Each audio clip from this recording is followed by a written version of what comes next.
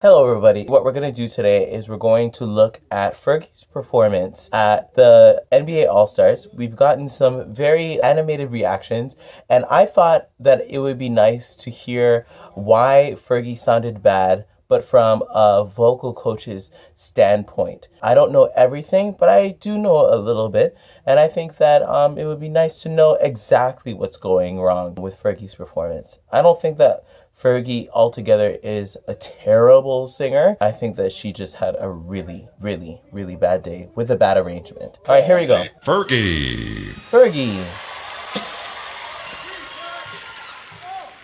Okay. Okay. Can you see? So we have a missed note on the bottom. By the dawn's early light. Two things. So we have a note that was missed on the bottom at the beginning, and we also are getting something that we'll get from a lot of this performance, a very horizontal vowel placement. So, and it's something that's kind of characteristic for Fergie. So she's really just being herself in the way that she would do like the whole rap singing type thing, but it doesn't really work in this case. She goes for a very twangy vowel. Early light. Yeah, I'll comment on the other stuff later. What's so proudly waved? Okay, so what we're getting is a little bit of or a combination of two things. We've got nasality, so it's a lot of it is in her inner nose, kind of. What's so proudly we held, and then we also have tongue tension. So you could see it in my tongue already. What's so proud? My tongue is already coming up, and it's blocking off the rest of my throat so that the sound can come out in a purer way. I think that the easiest way to exit from the way that Fergie was singing here was just a purer vowels that were a little more vertical, singing the way that you would talk the lyrics. So what so proudly we held, instead of the very unconventional vowels that Fergie chose. And the rocket's red glare. Okay, now we're getting to and the rocket's red glare. Big note that's gonna be here, but the two things that worked against her was that twang again, and the tongue tension, red glare. And then also what's happening is she's not giving a true vibrato. A true vibrato doesn't require any movement of the throat, but she's giving some larynx movement to kind of give it the effect of having vibrato. And you could hear that it took her out of pitch. Red glare. Red glare. Yeah, she wobbled out of pitch a bit.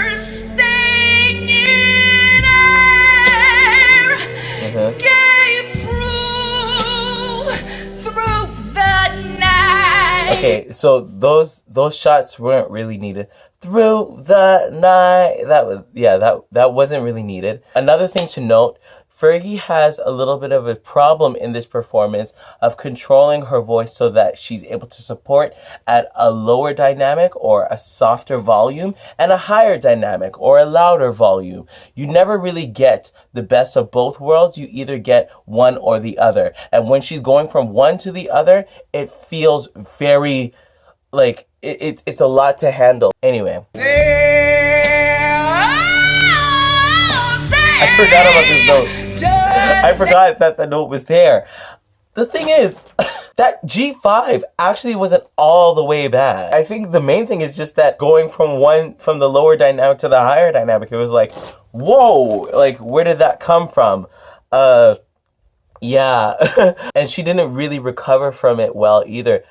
Oh, say she didn't really hit those notes in pitch. And Star Spangled Banner yet wave. Why? No, yeah. Like, these are weird vowels that she's choosing. Yeah, and I can't remember his name, but his face is right there, and it's kind of funny. I hope she didn't think that they were laughing at her. For the land of the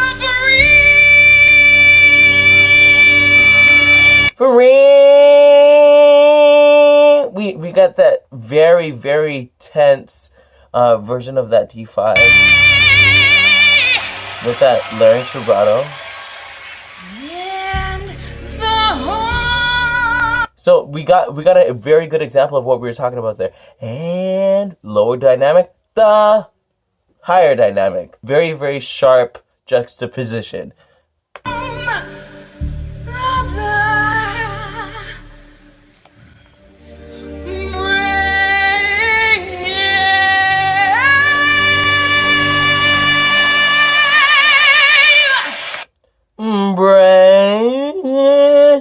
It sounds like she's moving through vowels trying to find the right one.